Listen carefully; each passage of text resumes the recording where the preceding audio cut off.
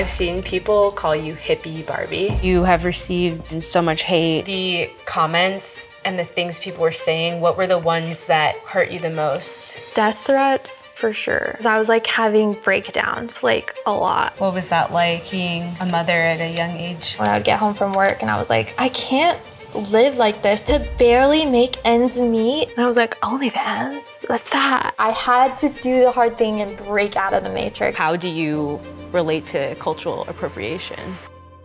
I'm a bad bitch, powerful and savage. So then I started traveling to other countries a lot. We found our community of other people like us that were just like, fuck this boxed in way of living. I never thought I would like be a stripper or anything, but I was like, you know, I want to make a lot of money. How did you transition to growing your career on social media with your music? The singing video of me in my car goes viral. It went from $25K a month to like 200,000 within 30 days. And I was playing festivals and then like selling out all the shows, and it was just like a crazy ride. I knew that I was gonna be a millionaire. I just knew it. This is your sign to break out of the matrix. Don't look back. Bad bitch energy.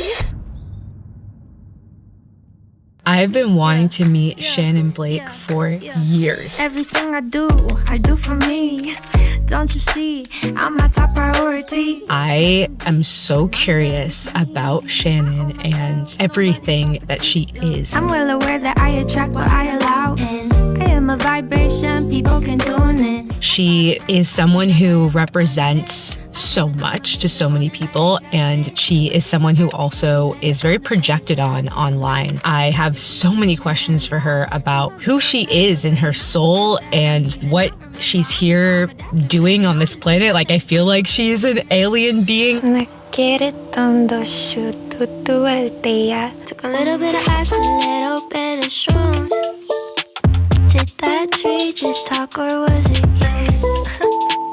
I can feel the sun on my skin, feel my face melting, existential bliss. Oh my God. I have a lot of curiosity about Shanin. We're going to be spending a day in her life and exploring all of the things that she does in her day-to-day, and we're going to be sitting down for a deep dive interview and see what it's really like inside the world of Shanin Blake. We are outside of her house right now. We're about to knock on the door, but before we go in, remember to subscribe to Skylife if you haven't already, and like this video and drop a comment. It really supports us in making the best show for you. Y'all call me Hippie Barbie, but my friends all work for me. 7 fix for $1 million, and bitch, I'm only 30. Everybody got something to say about SHA and I am Blake, but they won't say it to my face.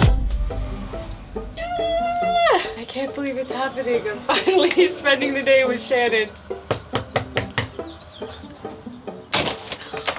Hi! I'm crying! I'm so happy! I'm so glad you're here! Doing good. Oh my gosh. This is Ola. Hi. Come here, baby. You had to meet the baby. This is Mr. Ola. Hi, Ola! So, welcome to my home. For the house tour? Yes. Okay. Show us around. Okay, so this is the pyramid room.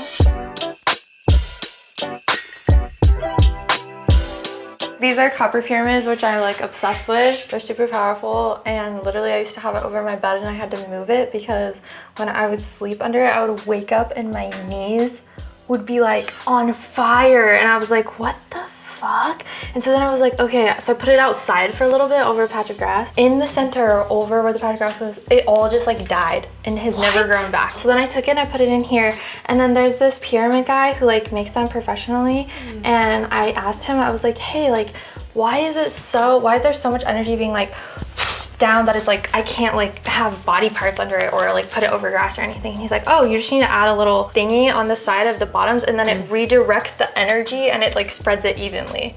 Whoa. I was like, this is a random fact that I thought was cool about these, and I was just like, wow. So and I like meditating under them and like singing or making music. Can I try sitting under? Yes. Okay.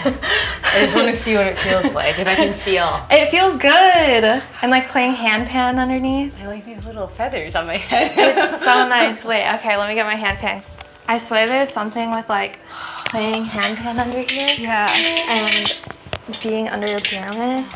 Like it creates, I don't know, it just creates such like a safe space.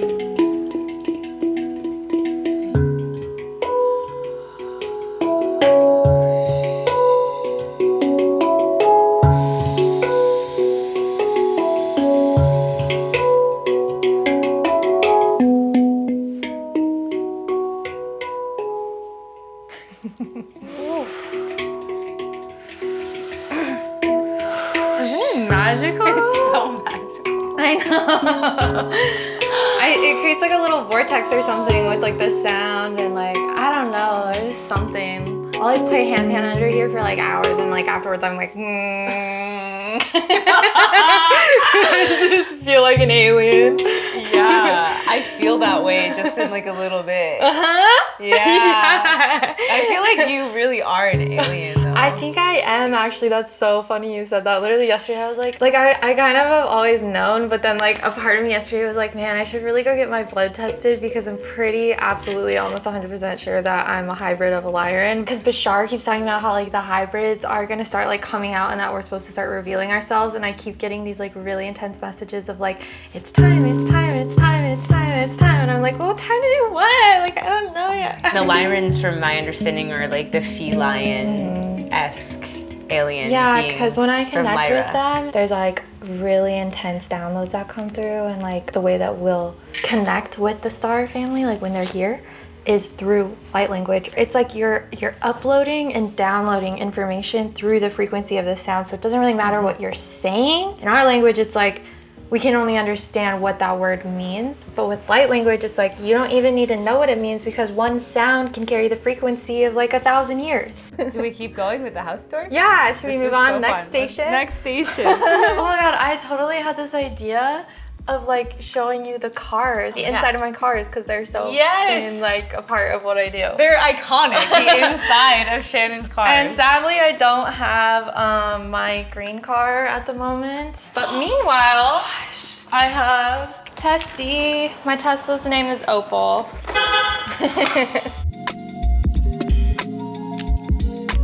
Yay! This is the newest addition to the fam. Her name's Opal. I just started decorating her. So I know you have dream catchers everywhere. I've been seeing, and we see them in your videos. Yes. What did the dream catchers represent for you? I think to me, I always had them since I was a little kid. Also, I really, really, truly believed when I was little that they caught the bad dreams. And so, like, you know, that's why my mom would have them over my bed and stuff. And so, yeah. Do you guys want to see the Jeep? Yes. Okay. So is this your actual OG Jeep, or did you have the lime one first? No, so this is the OG. This is where my original videos blew up. Wow. Savage, activated goddess. I've been on my boss shit, confident and divine. Damn, my avatar's so fine. Sexy. Yeah, so this is Bessie. This was the first nice car I've ever bought for myself. I wrote Energy Vampires and Bad Bitch Energy while driving this car. Wow. It just came to you? Yeah, I was at Bad Bitch Energy, I was at a stoplight, because I'll just play beats and drive and then just start freestyling. That's kind of like the process. I don't know, I write really well in cars, so hence probably why the car became my like creative space. Bad bitch, I'm a real bad bitch, cause I got the knowledge. Listen, Abraham Hicks used to be a broke bitch. Now I'm cashing my checks, cause I tapped into collective consciousness, and now I'm flying my oar. I was just like finally feeling confident in myself, and that was like a really hard thing for me to feel for a long time. Like I think I always struggled with feeling confident my whole life. I was very insecure about a lot of things. The beat was playing, the vibe was right, and I was like, it's like a bad bitch right now, and I was just like, it's bad bitch energy, and I was just like in it, vibing, and then I just started rapping, and then bad bitch energy came out, and I don't know, it just came from somewhere, and it was like, and then as I like wrote it, I was like, oh, this is gonna be great. This is gonna be perfect for the collective. I was just like, we all need this right now. You knew it was gonna be a hit. It felt, Yeah. I felt it, and I never feel that way about my songs. Usually I'm like, I hate this, I'm the worst artist that ever lived, and then like throw it away. Like that's how Wow. Energy Vampires was for me. Okay, really? I made Energy Vampires, and I was like, this is the worst song I've ever wrote in my life. And my mom was like, you're releasing this, and I was like, okay, fine. So I released it, and that was my biggest song. Energy vampires can suck you dry. That's why I keep my circle small. That's why I keep my circle tight. I learned my lesson to always trust my intuition, cause some of these people, they don't have my best intentions. Pay attention. I think that song may have been how I found you. Really? Just from seeing one of your videos in your car, singing that song, and just being like, who is this human? Like, I need to know who this human is, because this is like, it's hitting something within me. Like, it really like struck something. That's what you're doing. Like through the digital dimension, you're like awakening people with your that art. was the goal. The main goal I had, literally I wrote it down and I was like, have a positive impact on the music industry and make a huge difference in the music industry and like the world and help millions of people heal. This is literally where all was starting, was like in this car. It's crazy. I've always like added stuff to it since, but like, I don't know, there's something magical about this Jeep. I don't know what it is, but it just makes me feel so peaceful, like in here in my little box of me. I don't know. Yeah, it's so you. I also feel like I'm like really like, my mind is always going like all over the place. I have 100 ideas and all these thoughts and things and like are happening, but when I can like trap myself and confine myself in a space, like a literal box, and I can't like go anywhere or do anything else, then I can like channel it all through me. And Bessie, my girl, she's a girl. Wisher, you're a little bean. Your fridge is so colorful. It is right now. Do you have like a certain way of eating? Yeah, I usually only eat organic anything. Yeah. I don't fucks with pesticides. I like a lot of chai. I drink a lot of chai. Do you want a lot of chai? I'll have one Like a whatever big you're one? having. Okay. These are my favorite cups because they feel like tiny soup bowls. Yeah. And you can fit so much chai in them. Okay, so it's really like nothing fancy. It's really just kind of ghetto ratchet vibes, but you know, just simple as that. I'll put some cinnamon in it sometimes. Why do you love chai so much? Bro, I don't know. I'm like addicted. I have to have it every day or else like I don't, like how people are with coffee. That's how I am with matcha. Chai is just so good. And it's like anti-inflammatory. And I'm like, I really love spicy. So I just like measure it out like that. This is so funny. Some people get all like cool with it with like a frother and like a cool thing. But like, I'm just lazy. That's what I do. I love it. Cheers. Thank you. It's really good, huh? I know, it's so yummy. Yummy. Cheers. Clink. Chai saves my life every day, huh? Shall we sit down and dive in Yeah. to some topics? Yeah, let's do it.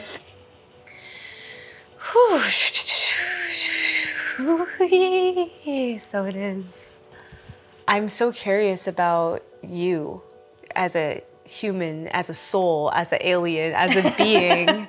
Do you want to share a little bit about your childhood? If I was to really dive into my origin story, I'm pretty sure that I was sent here from Lyra to kind of bring the frequency from that planet, which is, it's like love and cozy and peaceful, and it's kind of ascended beyond like negativity, hate, like all these like lower frequency kind of heavier energies. So I do feel like I incarnated on Earth in this body as Shanin here to help bring the sound and frequency and words that are in the same vibrational frequency as that planet to here. And then the origin of Shanin here in this body, in this physical realm, I think was challenging but beautiful. There was always something inside of me that kind of knew that I was gonna make music. I was gonna sing. I always was singing,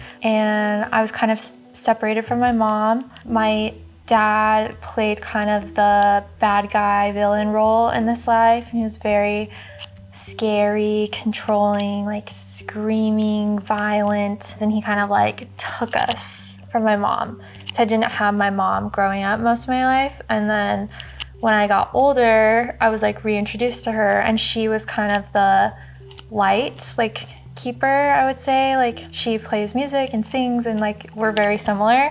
So when I met my mom again and got to like have that connection with her, it was like, oh my gosh, this is like what I want life to be like. Because life in my dad's world was scary and like intense and violent, and it kind of just made me shut down, which turned me toward music. So music was always like the medicine for me, which I think is why I care so much about my lyrics and like the effect they have on people. I just get lost in music, and that was how I coped with all the abuse. And music led to like me diving into like 60s psychedelic music, which was like love and freedom, and like what a huge shift that was for the world back then. So that was like a big part of my younger years, was kind of like the psychedelic music. So I think that led me to be like very much like a peaceful warrior, like using my voice for peace and love and to heal, because growing up, all the voices around me were like the opposite. It was like, you're a piece of shit, like you're never gonna amount to anything, or just swearing or screaming, or like it was just words were used just in such a like negative way. And so it really pushed me to be like, how can words heal?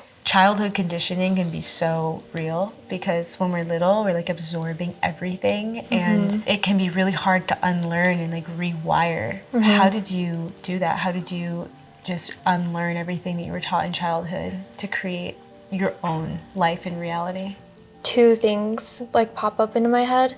The first one was eating mushrooms when I was 14, because it showed me everything at such a young age. That led to me questioning everything that we're being conditioned. And then I think in my older years, the rewiring part came, because I think when I was younger, it was more like experiment. So I just went full experimenting with like psychedelics and like experimenting with, you know, going to Rainbow Festival, Rainbow Gathering, and like Burning Man, and like all the things that I just felt like I was like a little kid in a candy store. Like, but I think in that I was like kind of overindulging in that. And then I think as I got older, I was like still dealing with a lot of those childhood traumas. When you grow up in an abusive environment, your nervous system was raised to always be like fight or flight. And so I think I carried that with me into my older years. And I was realizing the way that I think is so negative.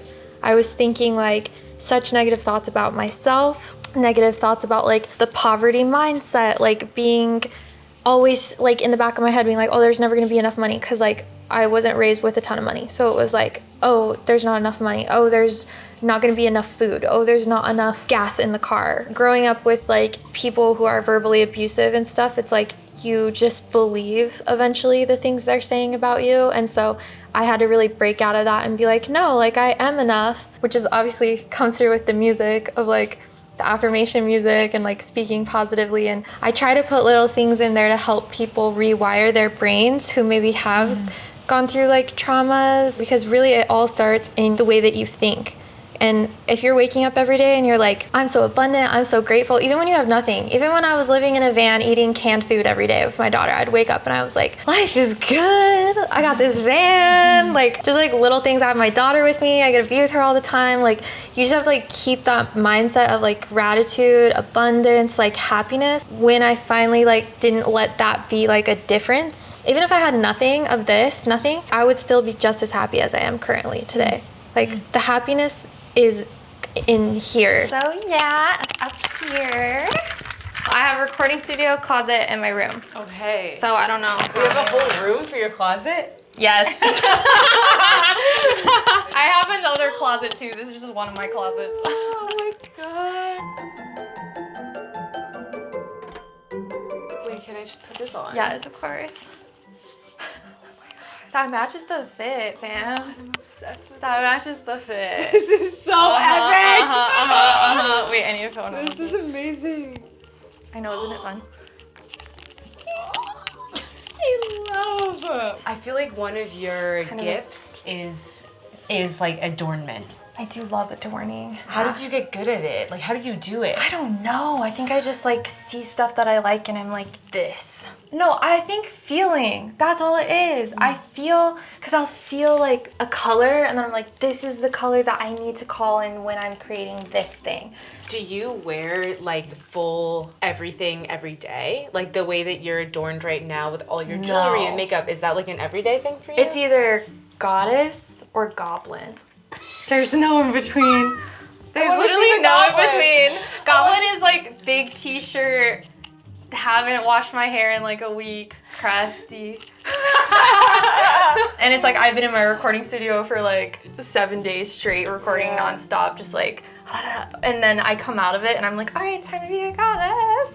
Would you ever do my lashes and nails? Do you ever show the goblin? I do all the time, on my Yeah. stories, and like everyone's like, oh my god, you look so good without makeup, you should never wear makeup, and I'm like, I wear makeup because I like makeup. I feel like this is iconic. Oh my god. Yeah, of course. Guy's a mushroom. Oh my god. I love Gorgeous. Oh my She's a gorgeous.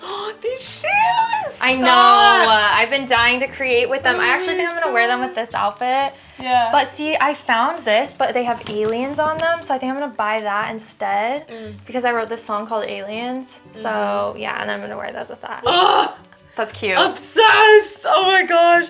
Your closet's like a Burning Man dream. Oh my gosh. Hi. This is Mushy. This is him. He's not very friendly. He's out. He's camera shy. No, he is. But he's literally really the is. sweetest boy. Like he's so so chunky sweet. and sweet and fat, and he'll like roll over on his back. And this is my Jimmy. Hi, baby. My twin. You really are like twins. Look at our facial features. They're weirdly similar. Wow. My bestie.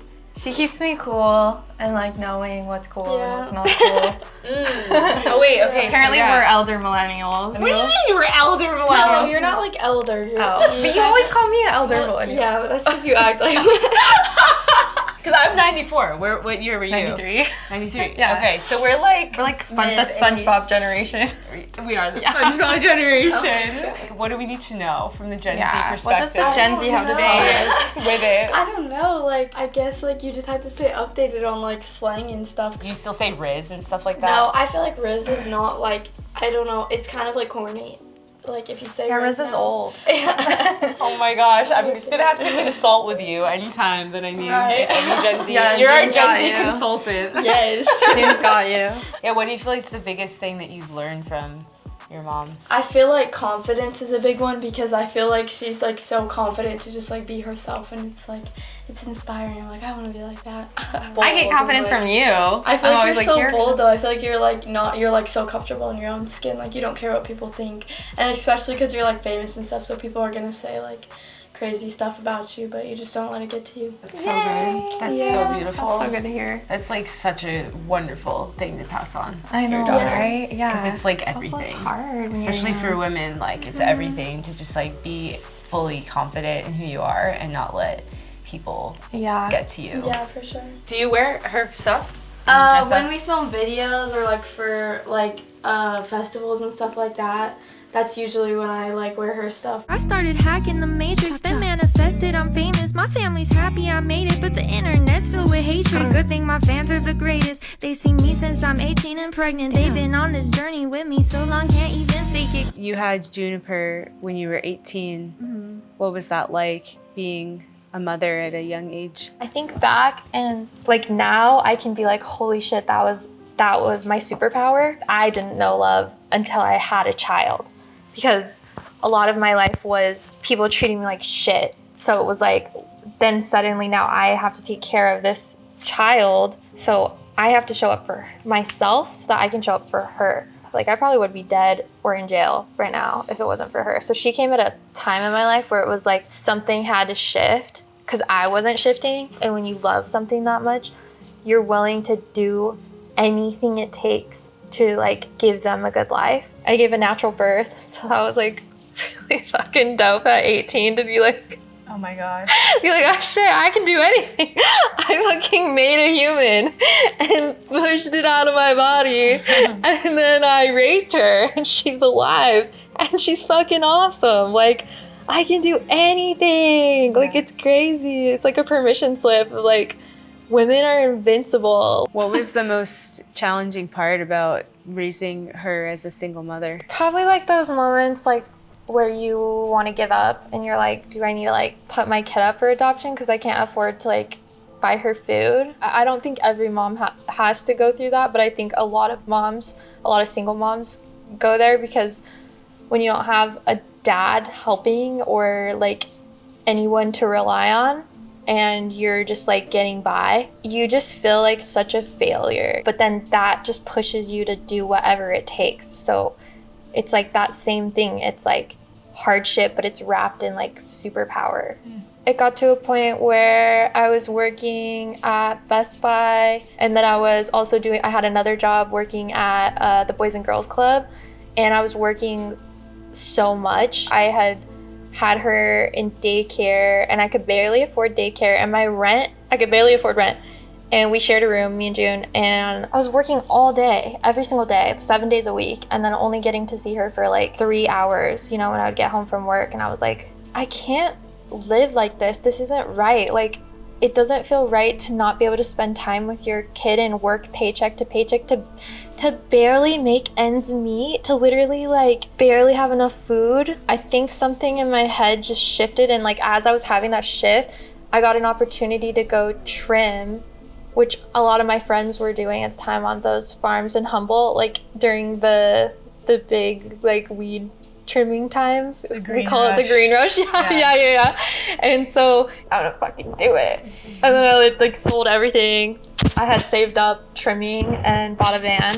And then we were like, all right, let's go. Like, let's do it. And she was so fun. She was so cute and little, and she just fit right in. And we were just like, she was just like my little travel buddy. We found our community of other people like us that were just like, fuck living this like societal boxed in way of living. So we just did that for like 5 years, and like I totally broke out of the matrix. That was my breakout moment.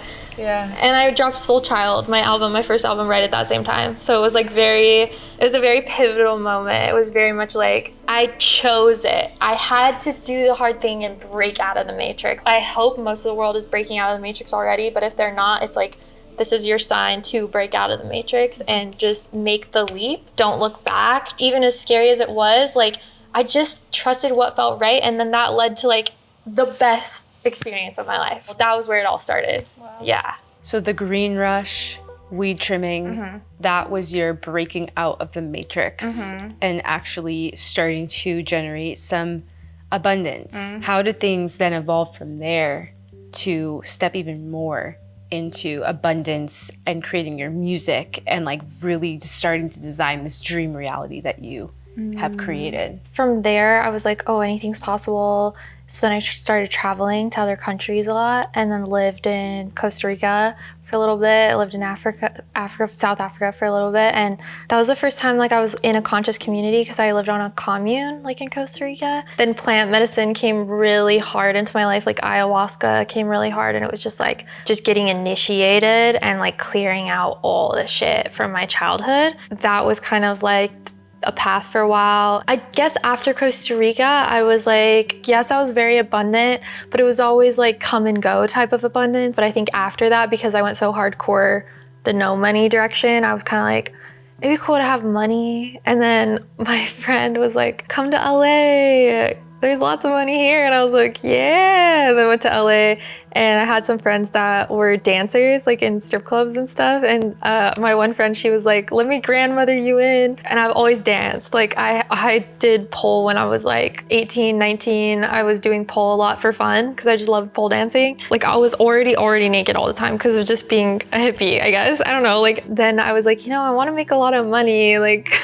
and she's like, you'll make a lot of money. And I was like, oh shit. It kind of felt like the right next move. And with having June, it was like I was able to work at the club at night while she was sleeping and have a babysitter at the house. I would never not get to be with her, because then I would work all night, come back, I get to take June to school in the morning, I get to be with her, and then June's in school all day, and then I go pick her up from school, and then I get to be with June the whole night and like do her homework with her and make her food, make her dinner, like hang out with her, and then just put her to bed and say goodnight, and then the babysitter can come, and then I get to go work. And so for a single mom, like it was kind of the dream setup. And my friend was also a single mom who was like doing it. And then I ended up meeting so many like moms in the clubs who are like badasses, taking care of their whole families. Yeah, there's a lot of single mothers who strip, and there's so much judgment, you know, of that because of whatever societal things we have around it. And it is such like a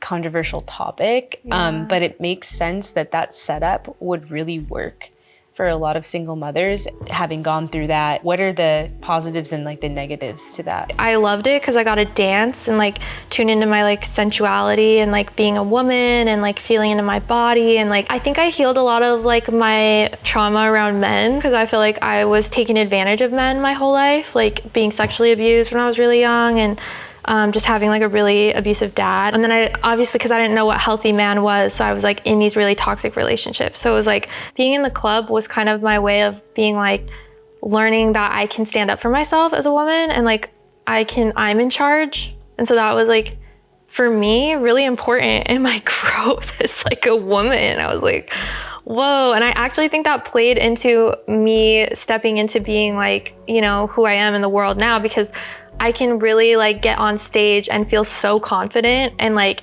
be so confident in like my body and my voice. And weirdly enough, like stripping was a part of like prepping me for that. Bad parts, it's like what everyone, you know, what comes with it. It's like there is like that darker side. There's like some dark shit going on in some clubs, like dark. And I was like, oh, that's scary.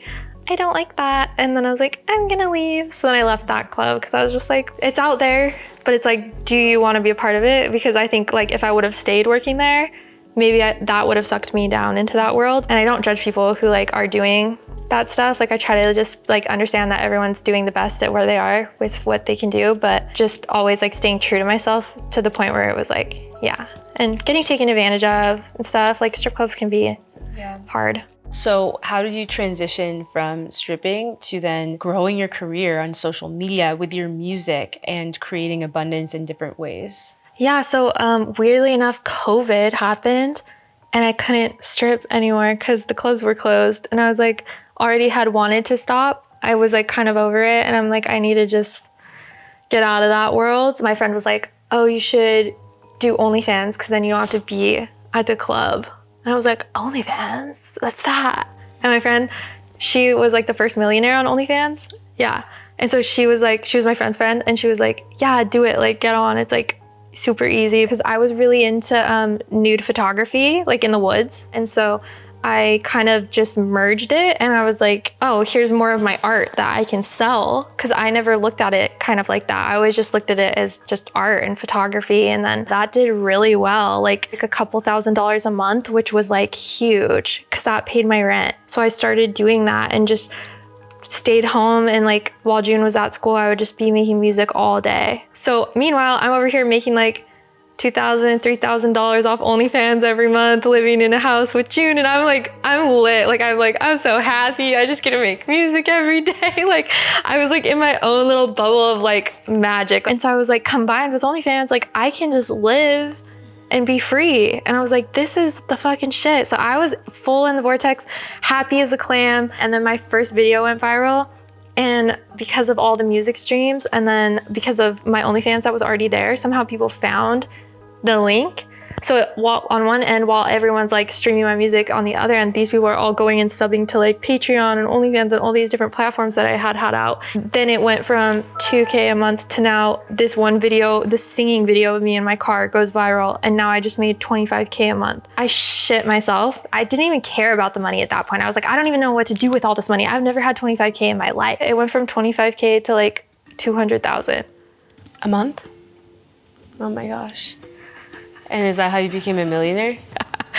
It was like, and then my music streams went up to $25K a month. So not only OnlyFans is over here making stupid amounts of money, it was only making like $1,000, $2,000 a month. So I was like just thinking it's a little side hustle that was bringing me in money, to all of a sudden $200K a month. And then my music streams, which were only making like $500 to $1,000 a month, bumped up to like $25K a month. So now I'm making anywhere from like $200 to $300K a month within 30 days. Like in my head, I was like, I don't even care about this money. Like, what do I do with it? I was like, I don't even know what to do. Like, so then I was just like, let's start buying shit for my family and my friend. My mom never had money, so like I like paid everyone's debt off, like bought everyone cars and gifts, taking June on like crazy shopping. Like I went like crazy. I was just like, this is crazy. And then we moved into this like mansion in Truckee, and I moved like my whole family into it and all my best friends, and like started paying all my friends. Like all during that time, all my singing videos were like popping off, like going viral, and like my music was just like exploding, and I was getting like playing festivals, and then like obviously the whole headline tour and selling out all the shows, and it was just like a crazy ride, like crazy. A long time ago, I had written down that I'd be a millionaire by age 30. That was something I always had in my head. I was like, cause I knew that I was gonna be a millionaire. I just knew it. I like always knew that. But I had let go of it because I was like, you know, but if I don't, it's chill. I just didn't give a fuck about anything because I was so happy exactly with where I was at. To have the freedom to be able to not have to work a regular job and just be at home making music all day, that was always my like dream. So in my head, I had already made it. And so I think all that happened was because I already internally felt like I made it. Like I truly was like living my dream life, even when I was only making $5K a month, because I had already, my brain already thought that. The universe just supplied the vibration I was already resonating at. So I think what happened is it just matched my frequency. Yeah, you're in the frequency of joy and the frequency of doing what you love, which is making music. It's the law of attraction. Yes, it's law of attraction. Wanting to bring you more abundance, more joy. It's and like, oh, you're happy? Here's more. yeah. Oh, you feel abundant? Here's more. So this is my room.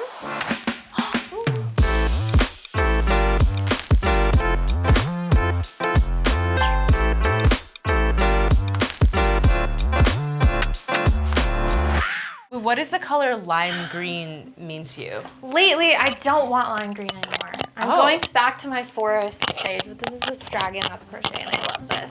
Hold it. Oh my goodness. Yeah, lay in my bed. Okay. So first, you can lay back, and now we'll turn it into a couch. And then it also vibrates. What? It's kind of like a lot of blankets. Yeah. Nice. That's so cool. Oh my god. I know. Epic. What's this dragon's name? Actually, I haven't named him yet. I know. What should I name him? Her? Him? I'm still not sure. Let me listen to see they them. Yeah, that makes sense. And this is Marcus. Marcus? Yeah. What is Marcus, a worm? You know worm. Yeah, you know Marcus the worm? No. No? What do you mean? What is Marcus the worm? Oh my gosh. He's like, I don't like that rock, Robert. It's pissing me off. Shanin, what are we watching? This is what I brain rot to.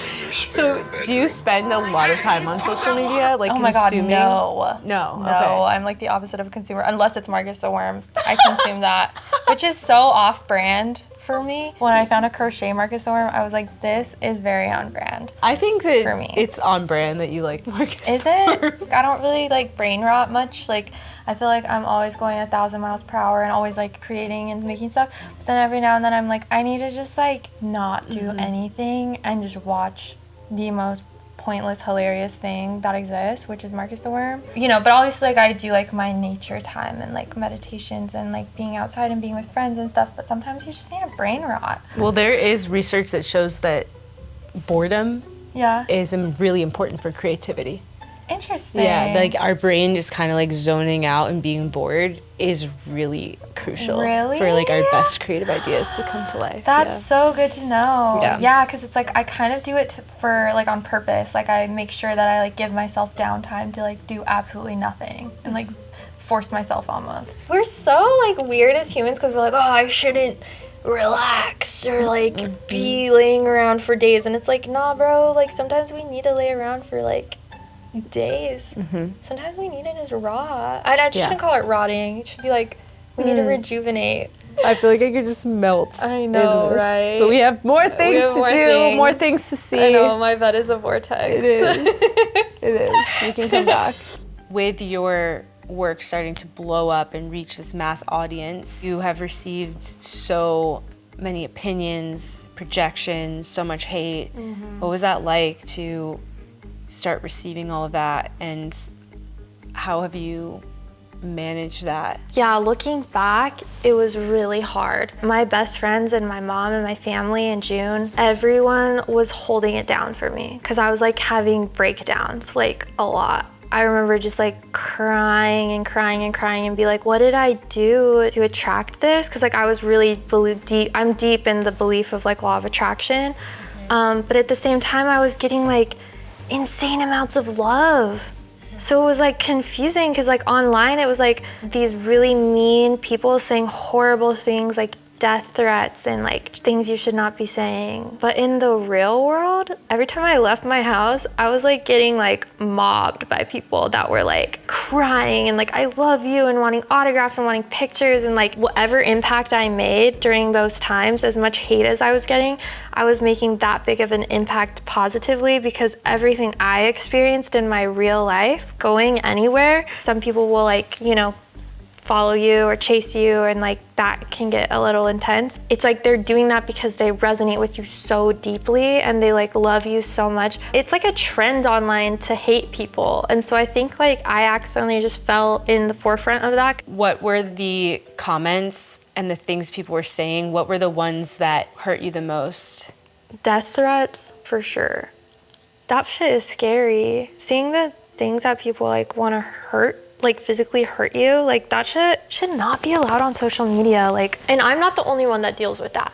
I know. And it was like really hard for the people blowing up back then because there was like no one, like there was no moderation and built into the algorithm. So then people would just like take over and they're saying like the horrible things. So I think that was really scary, which led me to getting like a home security system. Probably just like picking at me like anything I do. It was just, it felt like I was just the brunt of it. It was like I could literally do anything, like good or bad or nothing, and somehow someone's gonna find something to hate about it. And so it was it just kind of made me realize like people are gonna think and do whatever they want. So like I'm just gonna like be my authentic self and shine, and like, you know, if people don't fuck with that, that's like none of my business anymore. I've learned through doing social media that no matter what you do, there are gonna be people that hate you because they hate themselves. Social media is like the trippiest mirror. I know. For yourself when you interact with it. And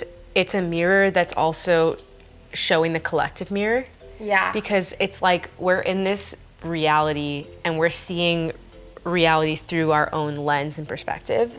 And then we're interfacing with like mirrors, like you're a mirror, you know? And it's really can be, I think, overwhelming for people who haven't really like done that inner work to be good with themselves. So it just brings up all of this like inner hate and then it gets projected. And I feel like you're someone who's shining so bright and you're so in your essence and so in your expression and just like unapologetically sharing it, that is a very intense mirror for some people who just would be so afraid to do that. That they're so triggered by you because you are that mirror and you are getting projected on because of that. It's like a really brave thing. I have seen this across like social media with people in our community who are like also doing that. There's a lot of like assumptions, you know, and people have assumed you're like a trust fund baby. I've gotten that comment as well, which is crazy because like everyone in the community gets that, right? It's wild. Like they can't be that free. They can't be that free, right? They have money, right? It's like actually I had the most fun and I was the most free when I had no money. So it's the opposite kind of. Right. There's that. I've seen the comment people thinking your dad works for Lockheed Martin or whatever. Like, it's so interesting because like I receive similar comments. I witness powerful beings in our community like sharing their expression, and then I just see the same comments. Lockheed! Like, your dad works for Lockheed, you're a trust fund baby, stop cultural appropriating, like all of these things. And the cultural appropriation one, I feel like is actually like a really important topic. Like, it is very important to acknowledge, you know, like the root of some of the culture that as somebody who's a curious seeker, you're learning, you know, from, and I know that you've received that criticism. So how do you relate to cultural appropriation? I think like the biggest thing is I just never want to disrespect anyone or anything. And I know that in the core of who I am, that everything I do is with intention and with love. And everything that I do or wear or feel or connect to feels very deeply connected to the experiences I've had. I never want to be disrespectful, and I only want to appreciate cultures because that's been like a huge part of my life, is being submerged in other cultures and being taken in other cultures. And the time that I've spent in other countries has been the most life-changing, eye-opening experiences of my life. All of those moments and all the people I met that were indigenous to those areas took me in with open arms, welcomed me, shared their culture, like dressed us up. Like the number one thing like in common in all those like everywhere I've traveled and been and all the experiences has been like people being like, we love you, here's all this information, like share it, be it, embrace it, like teach the world. Like it's always just this like oneness. It feels like a big melting pot of love and oneness. I've had a similar experience in traveling, you know, to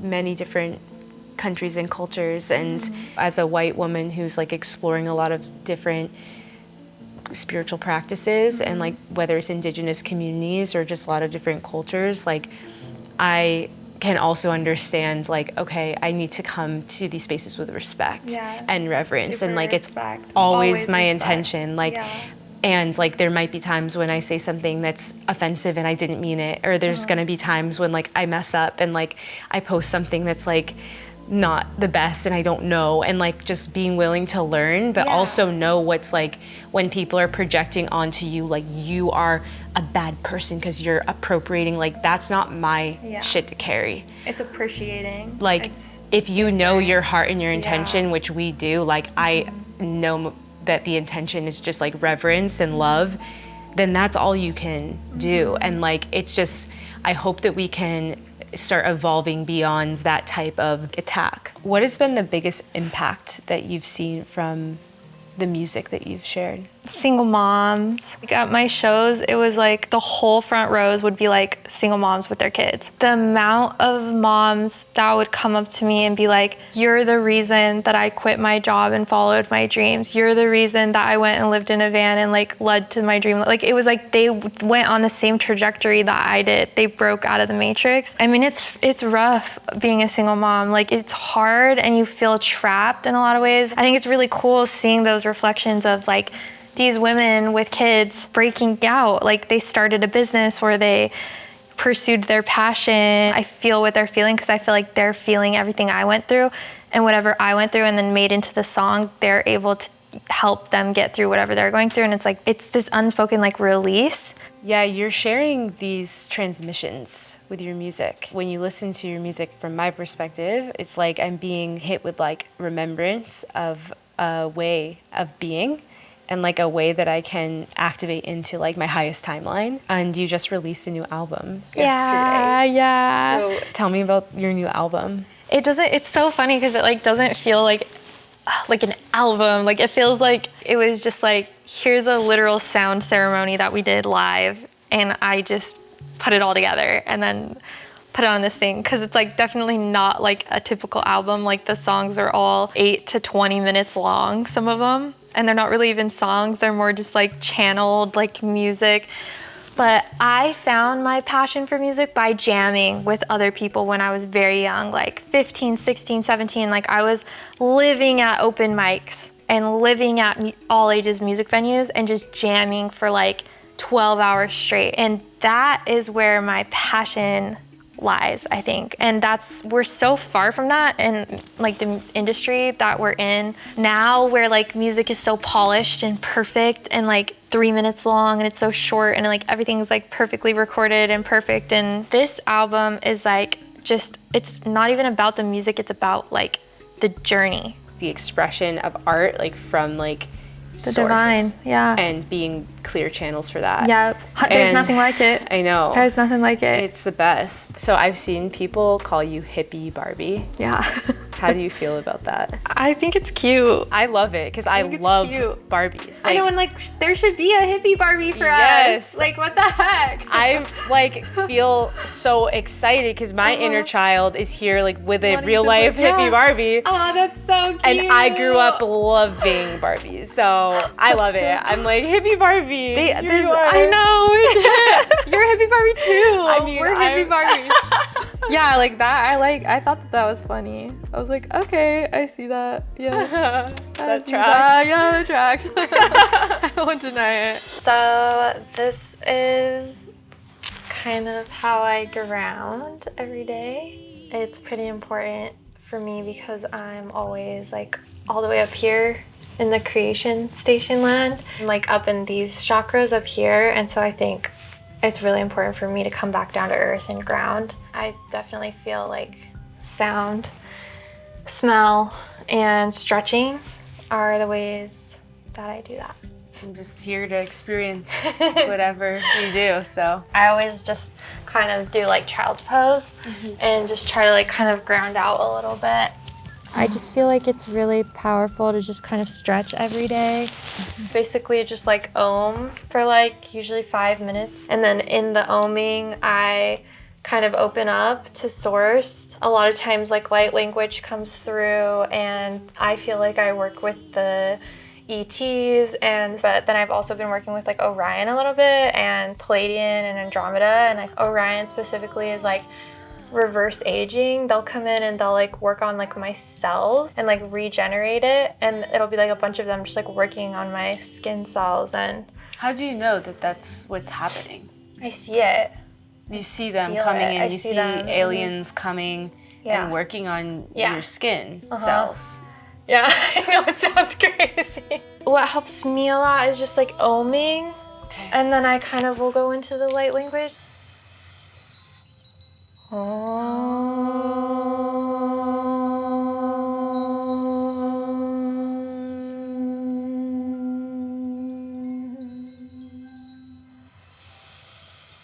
Any sovereign beings, ETs, star family that wants to work with us will come work with us and connect with my Lyran star family and be open to receive any galactic messages, any helpful messages.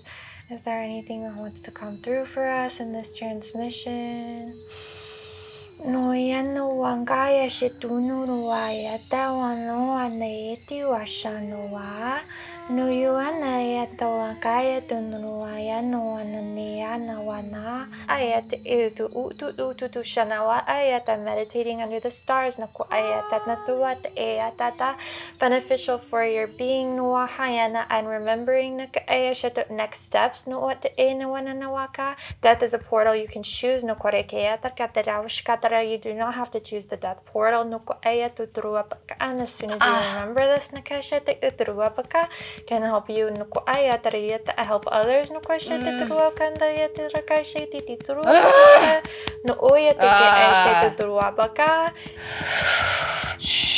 The heart is the way, the heart is the way. Asikiania satakai, the heart is the way. Shatakaisiania satakaya. Allah, tap into the heart. Like diamonds washing over you.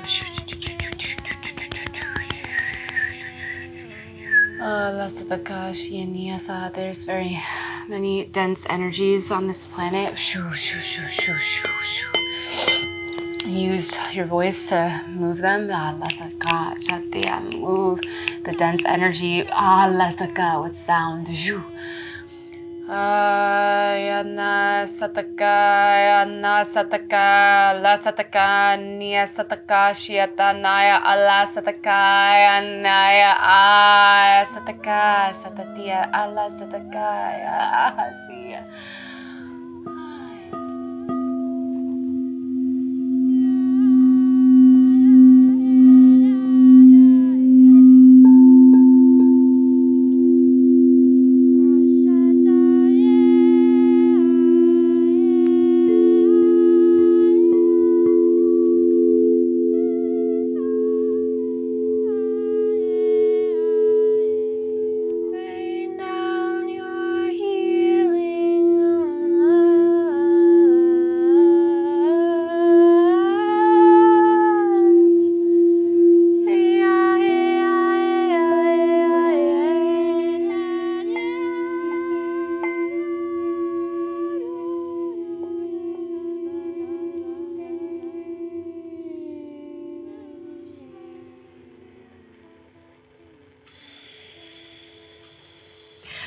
I should do and that time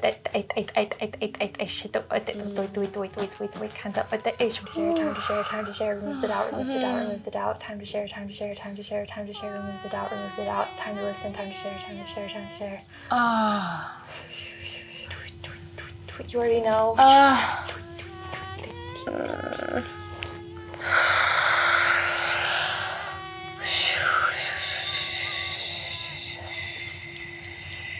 It's like my human self is so confused and can't understand, but my soul just, it knows. Yeah, you got some shit to say, bro.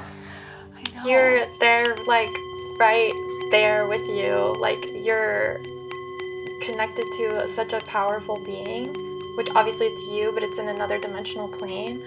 But to just like share the codes like that, it feels so scary. Oh my God, it felt so good. Like being on the receiving end. Really? I learned so much, yeah. Really? Oh, for sure, yeah. That's all I want, is I just want to share things that support Yeah. people. And like when I listen to light language or when I listen to sound frequency, it literally like changes me and my DNA. I can feel it just like, exactly. it feels so good. So I really like want to share it for other people. That was so special. Yeah. I love you. Oh. Thank you. Feeling safe enough to share that with me. Yeah, that was really cool. For feeling safe enough to do this video. Yeah. You know, and share your heart and share your story. It means a lot. And I love the audience. We Thank love you. Vibe Tribe. Yeah, let us know what you thought of this captured it. video in the comments, and thank you so much. We're awakening the collective. Yes, awakening right now. Thank you so much for your presence. We'll see you on the next one. See you next time. This is what I wanna feel. All the way, you know it's real. This is where I wanna be. Right here.